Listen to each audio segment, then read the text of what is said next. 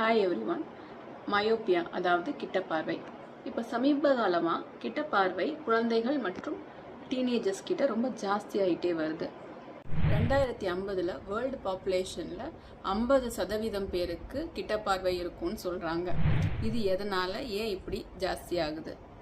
பார்வைக்கான முக்கிய காரணம் ஜெனட்டிக்ஸ் தான். பட் ரீசண்டாக ரொம்ப ஜாஸ்தி ஆகிறதுக்கான காரணம் ரெண்டு. ஒன்று, அவுட்டோர் டைம் கம்மியாகிறது. ரெண்டாவது, இன்டோர் டைமில் பக்கத்தில் வச்சு பண்ணுற ஆக்டிவிட்டீஸ், அதாவது படிக்கிறதா இருக்கட்டும் இல்லை மொபைல், ஐபேட் போன்றவை யூஸ் பண்ணுறதுனால இந்த மயோப்பியா ரேப்பிடாக இன்க்ரீஸ் ஆகிட்டு இருக்கு. அதுக்கு ரெண்டு விஷயம் பண்ணலாம். ஒன்று, வெளியில் போய் விளையாடுற டைமை இன்க்ரீஸ் பண்ணணும். ஒரு வாரத்தில் அட்லீஸ்ட் 13 மணி நேரமாவது அவுட்டோர் ஆக்டிவிட்டீஸ் பண்ணணும் குழந்தைகள் மற்றும் டீனேஜர்ஸ்.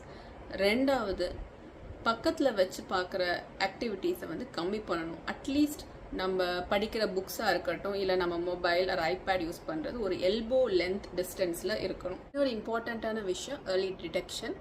ஸ்கூல் ஏஜ் சில்ட்ரன் எல்லாருக்குமே அவங்களோட ரிஃப்ராக்டிவ் பவரை செக் பண்ணிவிட்டு மயோப்பியா இருந்ததுன்னா அவங்களுக்கு அப்ராப்ரியேட் லென்ஸை கொடுக்கணும்.